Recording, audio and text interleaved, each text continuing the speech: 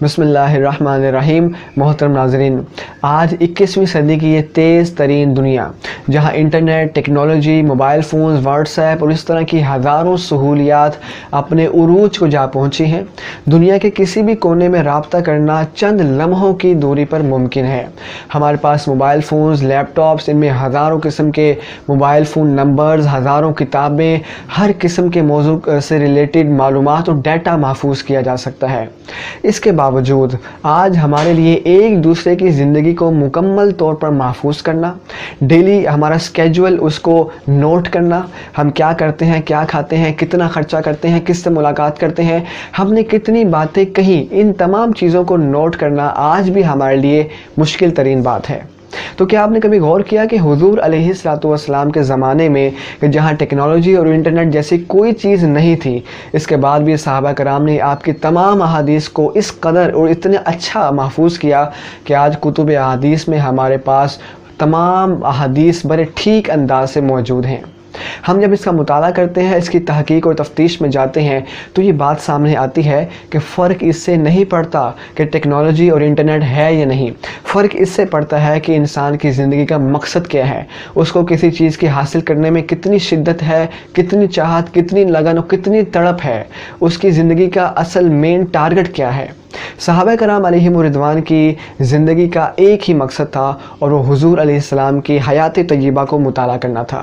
وہ شب و روز حضور کے ساتھ رہتے، آپ کا کھانا، آپ کا پینا، آپ کا چلنا، آپ کا اٹھنا، آپ کا سفر فرمانا، آپ کا جنگی معاملات دیکھنا، آپ کا قبائل کو ڈیل کرنا، آپ کے گھریلو معاملات، آپ کے باہر کے معاملات، حضور علیہ السلام کا تبلیغ کرنا، آپ کا انداز بیان، یوں ہی آپ کا اصول و قواعد دینا، تمام معاملات کو انہوں نے بڑے اچھے انداز سے میموری میں محفوظ کر لیا تھا۔ اور یہی نہیں بلکہ آپ کی مکمل پرسنالٹی کو انہوں نے سکین کر کے یہاں پر فیڈ کیا تھا۔ حضور کا جسم و جسامت، آپ کی قد و قامت، آپ کا چہرہ انور، آپ کی آنکھیں، آپ کے حسین دانت، آپ کے لبھائے مبارک، آپ کے ہاتھ، آپ کے بازو، نبی مکرم کی ہر چیز انہوں نے اپنے پاس محفوظ کر رکھی تھی۔ احادیث کی مجالس سجا کرتی تھی، ان میں احادیث پر تکرار ہوتی، ان کو یاد کیا جاتا، ان پر بحث و مباحثہ ہوتا۔ جو صحابہ کرام بعد میں آتے وہ ان سے پوچھتے، طلب کرتے، ان کو یاد کر لیتے۔ اور نبی مکرم کے زمانے کے بعد تابعین اور تبع تابعین کا زمانہ آیا تو احادیث کی حفظ و کتابت کا سلسلہ تب بھی چلتا رہا۔ انہوں نے احادیث کو جمع کرنا، اس کی حفاظت کرنا اپنی زندگی کا اصل مقصد بنا لیا تھا۔ وہ ایک ایک حدیث کو حاصل کرنے کے لیے سینکڑوں میل دور کا سفر طے کیا کرتے تھے۔ پھر دوسری صدی ہجری کے بعد باقاعدہ احادیث کو لکھنے کا سلسلہ شروع ہوا۔ حدیث کے ماہرین نے علم الرجال یعنی چند اصول قائم کیا، جس سے حدیث لیتے اس کا پورا کریکٹر چیک کرتے، کہیں حدیث میں کچھ رد و بدل نہ کر دے، بڑی احتیاط سے، بڑی ہی باریک بینی سے، بڑے ہی فوکس ہو کر احادیث کو جمع کیا گیا۔ یہی وجہ ہے کہ آج ہمارے پاس صحیح اور ضعیف حدیثیں الگ الگ کتابوں میں موجود ہیں۔